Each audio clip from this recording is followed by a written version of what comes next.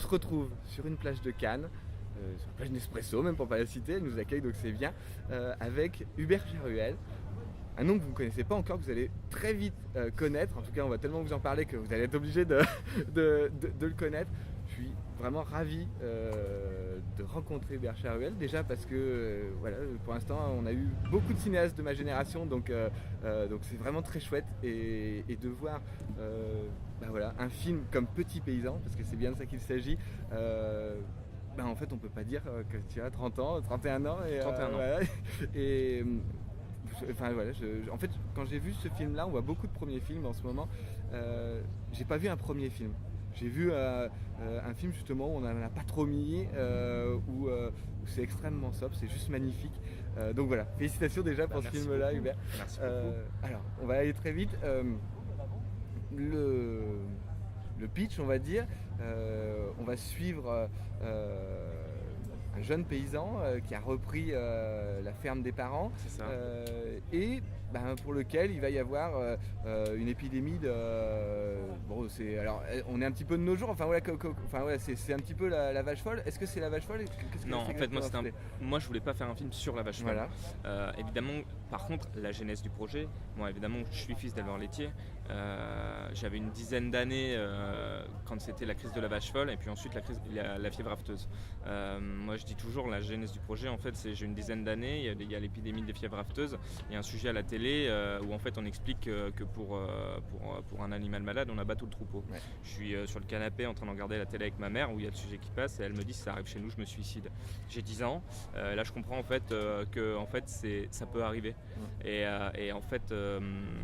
Et du coup, là, je prends conscience que en fait, les vaches, ces animaux, les animaux qu'on aime là, en fait, s'ils disparaissent, moi, c'est la fin de mes parents, c'est un peu la fin du monde en fait. Voilà.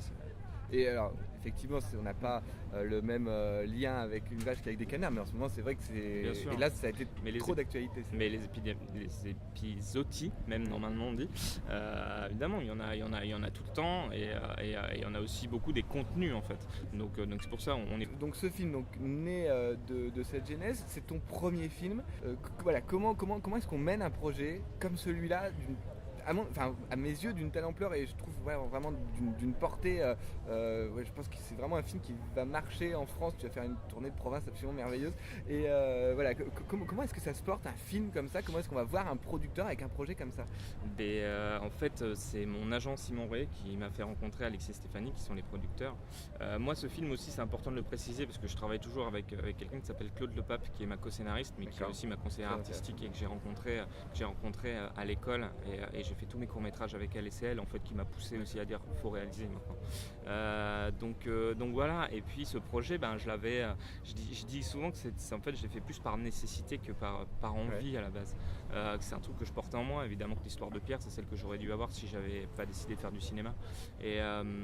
Écoute, ce qui s'est passé, c'est qu'après, Alexis et Stéphanie nous ont fait confiance pour écrire le scénario. Moi, j'avais une histoire déjà assez construite, et on a écrit avec Claude pendant 3 ans, et on a été très bien soutenu par nos producteurs, et le film a été le scénario a été très bien financé, très bien supporté, et donc voilà. Et puis après on se confronte aux vaches, et ça va, puisque c'est un animal que je connais bien, donc voilà, je crois que... Alors justement, ça se passe dans la ferme de tes parents? Oui.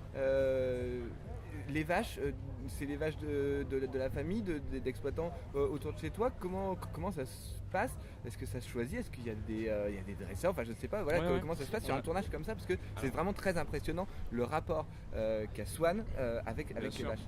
Alors, il y a eu plusieurs choses. Donc déjà, évidemment, on a travaillé avec des dresseurs animaliers et des vétérinaires. Moi, ce qui était hyper important pour le film, c'était justement de travailler dans le respect du bien-être animal. Donc voilà. Ensuite, le truc, c'est que donc on a travaillé comme ça, et puis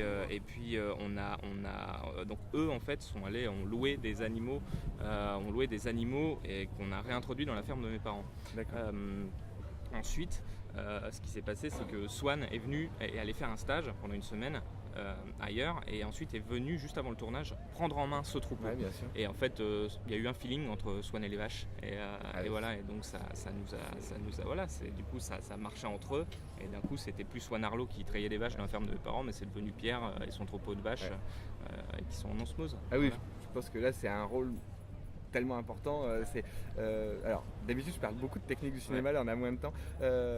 Comment ça se passe pour filmer des animaux morts, pour faire le vélage, on parlera vraiment d'un truc sur le vélage, mais ces animaux morts qu'on voit beaucoup, c'est des animaux d'où est-ce qu'ils sortent? Eh bien, en fait, il y a beaucoup de mortalité dans le milieu agricole. En fait, c'est-à-dire que des vaches qui meurent, il y en a tous les jours.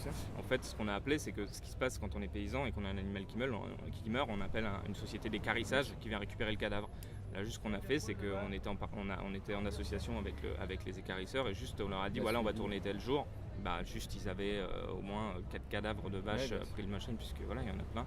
Et voilà, on a juste tourné pendant très peu de temps. Avec très peu de temps, parce qu'il y a plein de normes d'hygiène et sanitaire, ce qui est tout à fait normal. On a juste fait ces plans-là très vite et puis voilà. Le vélage en plan séquence, il y en a fait d'autres, comment ça s'est passé? Non, il s'est entraîné, il a été formé. Si, je l'ai vu dans des fermes, mais je l'ai jamais vu au cinéma. Je trouve c'est la plus belle performance d'acteur que j'ai vue. Non, parce que là c'est physique, je veux dire, là, très souvent on parle de performance d'acteur. Là c'est une performance, il a accouché une vache, il a mis une barre, c'est absolument magnifique. Mais Swan s'est entraîné et il s'entraînait où moi je faisais le veau et ma mère le briefait et en fait il avait en fait un vétérinaire qui était juste derrière lui, à 1 mètre derrière et qui le guidait. En disant voilà, baisse plus la veileuse, tout ça, et qui intervenait quand il y avait des passages si jamais il y avait un souci. Quand la vache tombe, il perd pas ses moyens, quoi, c'est merveilleux. Non, il a été super, il était très ému après, et voilà, et c'est son veau. Voilà, à vie. Il s'appelle comment? Il s'appelle Morgnol.